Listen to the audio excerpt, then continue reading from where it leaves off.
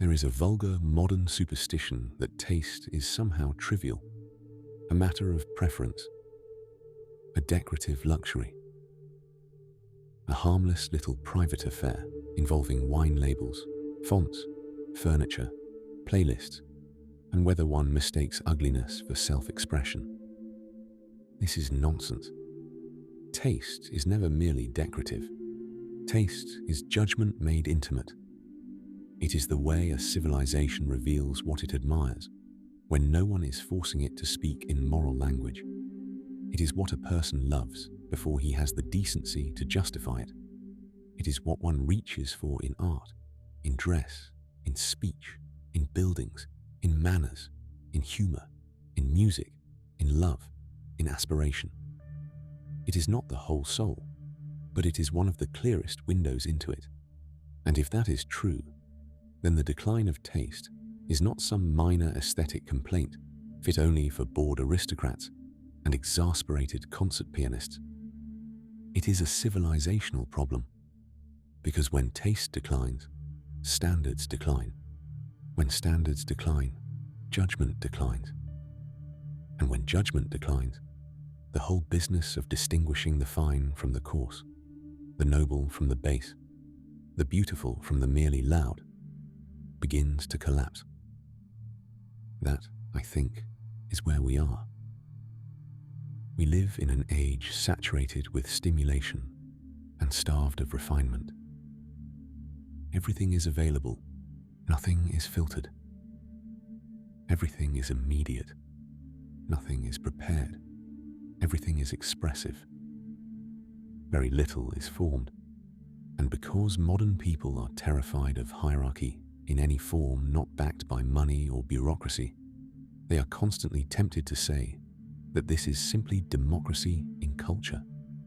Everyone likes what they like. Everything is subjective. Who are we to judge? Well, one is somebody with eyes and ears, for a start, and that is not an insignificant qualification.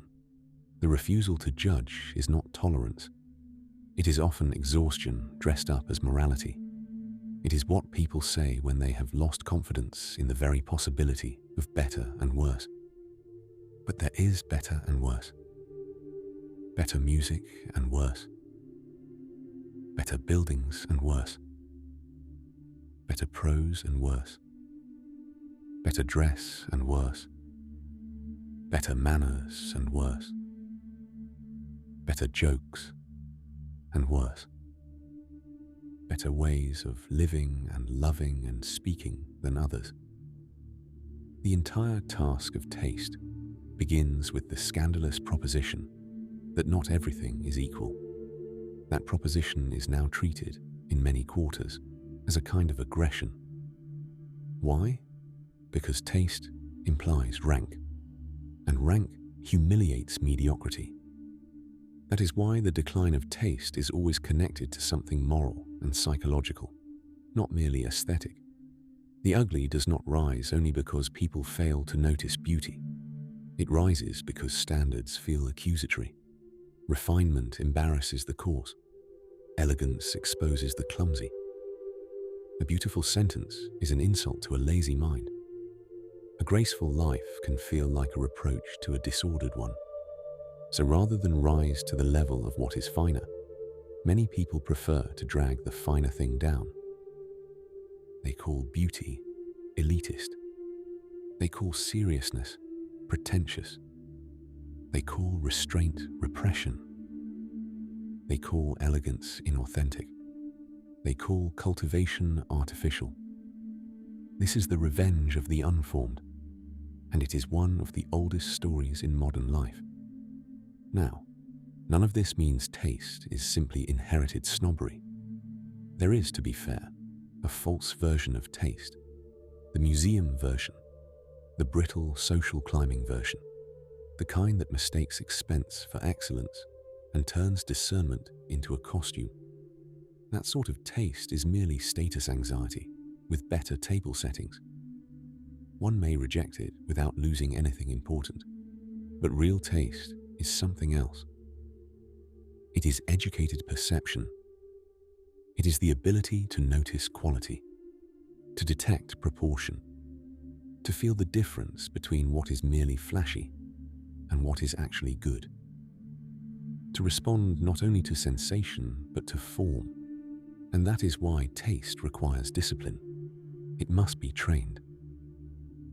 A child does not naturally prefer Bush to a jingle, nor does an adult, if left entirely to appetite, drift upward toward complexity, subtlety, or depth. Human beings, left to impulse alone, often prefer sugar to nourishment, spectacle to structure, noise to order, and novelty to excellence. This is not a moral condemnation. It is a description, which is why every serious culture once understood that taste had to be formed by families, by schools, by ritual, by tradition, by standards, by criticism, by repeated contact with better things. Not because this made life more oppressive, but because it made life more inhabitable at a higher level. The point of culture, after all, is not merely to mirror appetite. It is to refine it. Modern life increasingly does the opposite. It flatters appetite, amplifies it, industrializes it, and then tells us, this is liberation. Music becomes more repetitive, more mechanical, more emotionally obvious. Architecture becomes either sterile or grotesque. Clothing becomes either aggressively shapeless or hysterically self-advertising. Speech becomes flatter, uglier, more performative, less exact. Humor becomes vulgarity plus timing.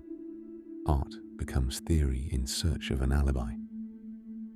And all the while, because everyone is frightened of sounding judgmental, the deterioration proceeds under a banner of permissiveness and choice. This is not abundance. It is a collapse of discrimination. And one must say, plainly, that commerce has a great deal to do with it. The market is very good at distributing things. It is not especially good at ranking them by intrinsic worth.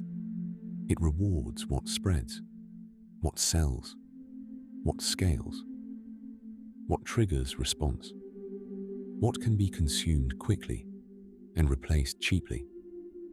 But taste, real taste, is often the opposite of this. It is slow, demanding, selective, difficult to mass produce, and not always profitable. So a commercial society has a permanent tendency to substitute what is visible for what is good. This is why modern life feels so full and so thin at once. There is no shortage of content, no shortage of images, no shortage of products, no shortage of noise. But there is a shortage of standards, and therefore a shortage of form. And without form, abundance becomes clutter. This is one reason people now confuse intensity with quality. They have lost the habit of responding to subtler excellences. Everything must be louder, more explicit, more immediate, more emotionally legible. A piece of music must seize. A building must impress. A work of art must announce itself. A person must perform identity aggressively or risk disappearing. Under such conditions, taste deteriorates because receptivity deteriorates. People no longer know how to attend. They do not know how to dwell with a difficult novel, a restrained piece of music, a dignified silence, a well-cut sentence, a building that does not scream, a face that is not trying to seduce the algorithm. They have been trained to react, not to perceive. And here we find the real danger. The decline of taste is not just that ugly things become common. It is that people become less able to recognize ugliness as ugliness. Their senses are acclimatized downward. Their standards are softened. Their appetite for refinement weakens, and eventually they begin to experience the coarse as normal and the beautiful as somehow strange, remote, or oppressive. At that point, culture no longer elevates. It merely reflects damage. That is a grave loss, because taste is one of the ways a person resists barbarism without becoming shrill. It is one of the ways the soul quietly insists that not everything must be loud, crude, immediate, and available. It is an allegiance to proportion, to fittingness, to the discipline of preferring what deserves preference. And this matters far beyond aesthetics. A person with no taste in language will often have poor taste in thought. A person with no taste in manners will often have poor judgment in intimacy. A person with no taste in beauty may eventually have trouble recognizing nobility. These things are not identical, of course, but they are not unrelated either. The decline of taste often announces a wider flattening.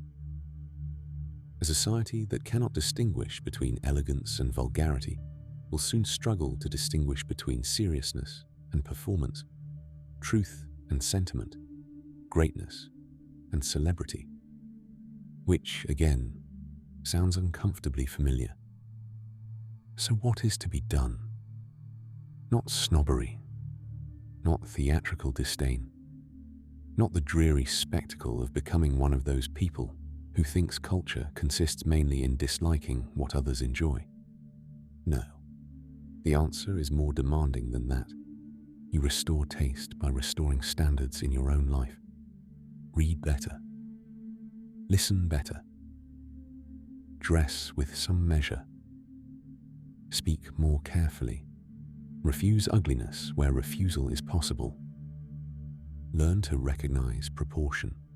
Expose yourself to forms of excellence that do not flatter your first impulses. Stop treating every preference as sacred merely because it is yours. In short, educate desire. That is what taste really is. Desire made answerable to form. And in an age that treats all appetite as innocent and all judgment as oppression, that is already a kind of rebellion. Because the decline of taste is not inevitable. It is permitted, encouraged, rewarded, but it can be resisted.